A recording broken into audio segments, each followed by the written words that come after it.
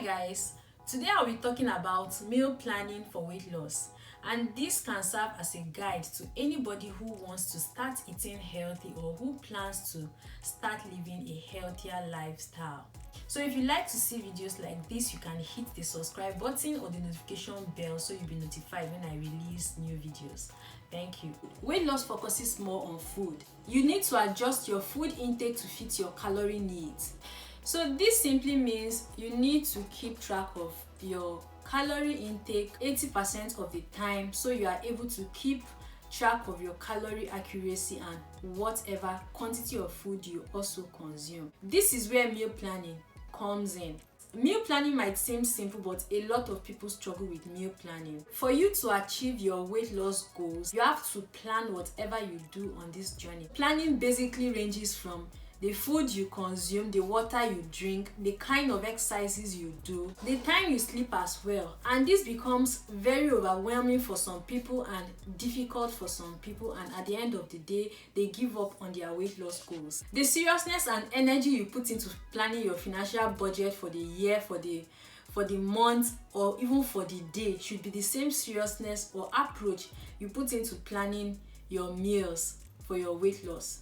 Meal planning reduces mental and physical stress. It saves you money, helps you eat healthy, right? You are left with healthier food choices to make. Meal planning also helps manages health conditions and removes the stress of overthinking about what you will eat. You don't have to make unhealthy decisions at the last minute, because it is way easier for you to make healthier decisions if you have meal planned your meals for the week or for the month. When I started my weight loss journey, meal planning helped me a long way. Like I said, for everything you want to do in life, you have to have a set plan so that you are able to move with a plan and then achieve whatever goal you've set for that particular thing. And same applies to weight loss.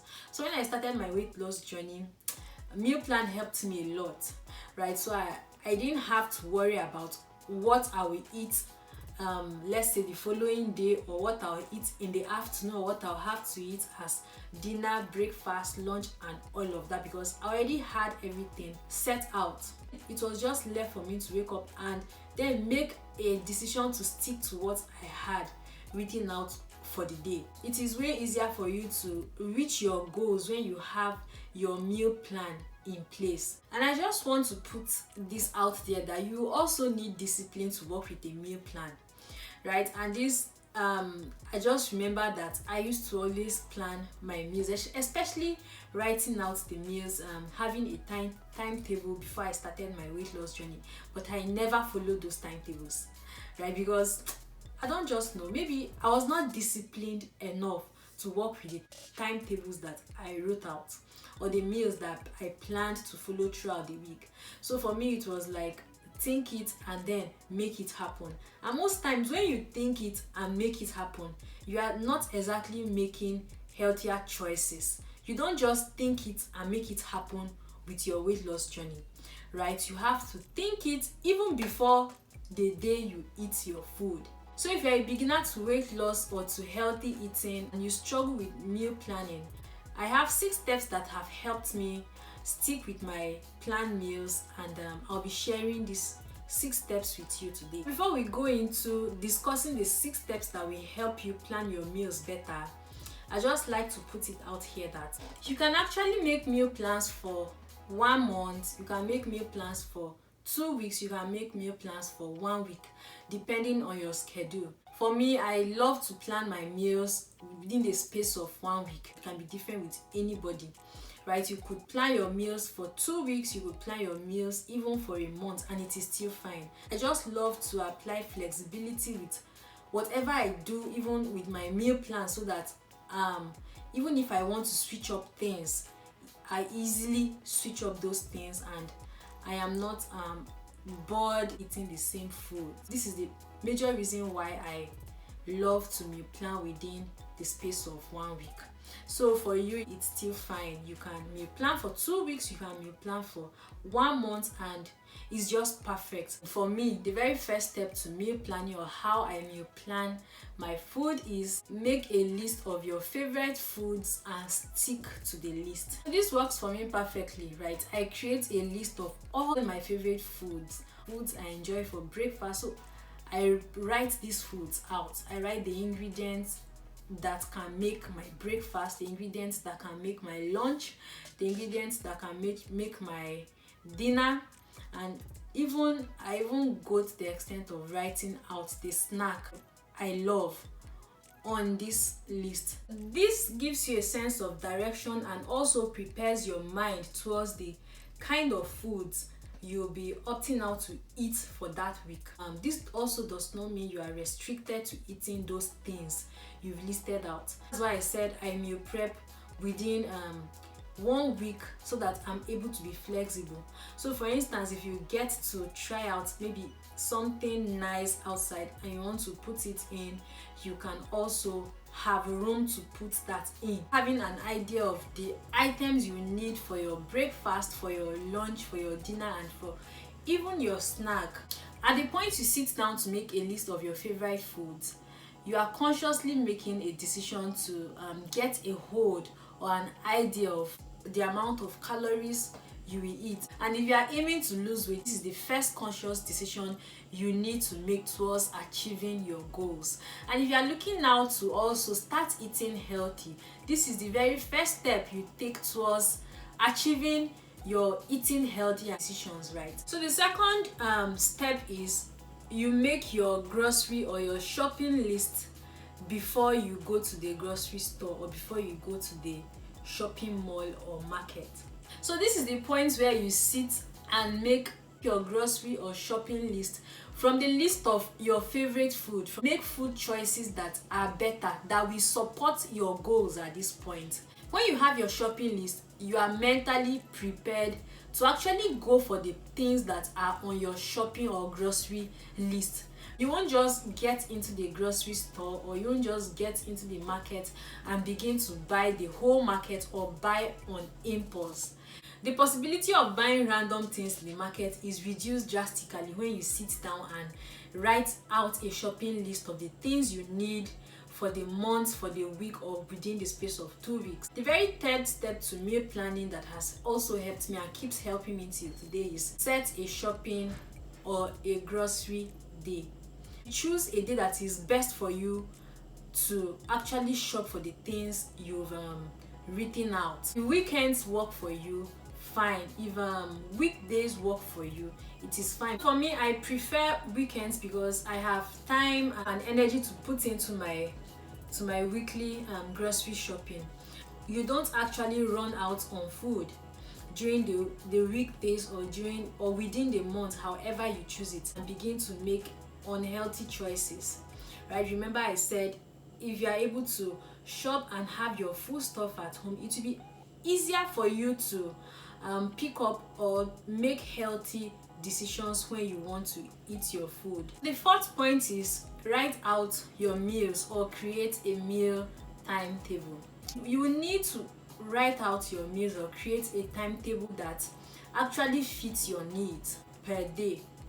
So your breakfast, your lunch, your dinner, your snacks should actually, the total of it all should equal to whatever calories that are set for you to be able to achieve your weight loss. So if you are looking out to also eat healthy, this is also a time that you create a timetable that supports your healthy eating. So this timetable is actually created from your grocery shopping, right? So whatever you've bought from your shopping is what you make a timetable to fit it, right? So if you went buying, for example, if you went buying rice, you went buying vegetables, you went buying tomatoes, you could actually make a timetable for your dinner to look like let's say jollof rice.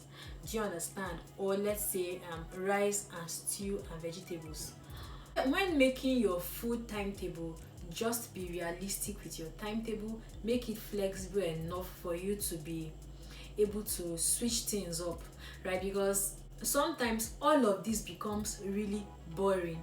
So if there is no room for flexibility, you just plan to fail. So the fourth point is you just get cooking your meals. You get to cook your meals starting from the meals that can actually stay for long, like the meals that if you put them in the refrigerator or freezer, they are able to stay for a long period of time. Prepare your ingredients and you prepare your vegetables and you keep them ready to use. Cooking in batches to keep or cooking in large quantities and portioning to keep is actually a struggle. You just need to let these things become a part of you. This is a stage I love because if I get everything ready for the week, I am up for cruise for that particular week, right? So I meal prep even to my onions. I cut my onions and also keep ahead of time. Then for fruits, you can wash them. For vegetables, you just meal prepping just makes life easier. I mentioned prepping my onions to also keep in the fridge for the week, and I just remember that some people might not have adequate power supply, right? So if you fall under this class of people, that won't be visible for you, but every other thing can be visible for you. You just write out your favorite food, you make a list out from your favorite foods, and then you go shopping. Once you're done shopping, you keep your food items for your daily cooking, right? So if power supply is a challenge for you, then you do daily cooking, and it's still fine because power challenge was also a supply for me at some point, and I was cooking every day. It's energy consuming, but I was doing it because I needed to meet my target and my goals. So if you actually want to get through to your goals or your target, then that won't even seem like so much work for you, right? Because what you want ahead of you is actually bigger than what you see before you. Get everything just readily available for whenever you want to cook. Meanwhile, if that is not a constraint on your own part, then you can meal prep down to cutting your onions. The fifth step is get your meal timetable placed on a visible area, right? So a lot of people also like to write out their timetables on their phones, on their iPad, or their computers as well. But for me, I prefer to see it on a visible area so that I am reminded that the following day this is what I should eat, and I prepare myself for the following day. So however it works for you, it is still fine.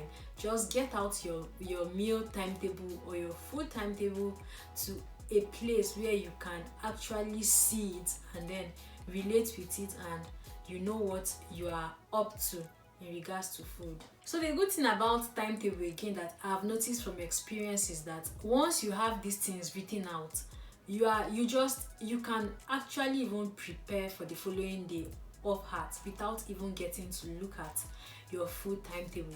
But it's also very important you place it on a visible area.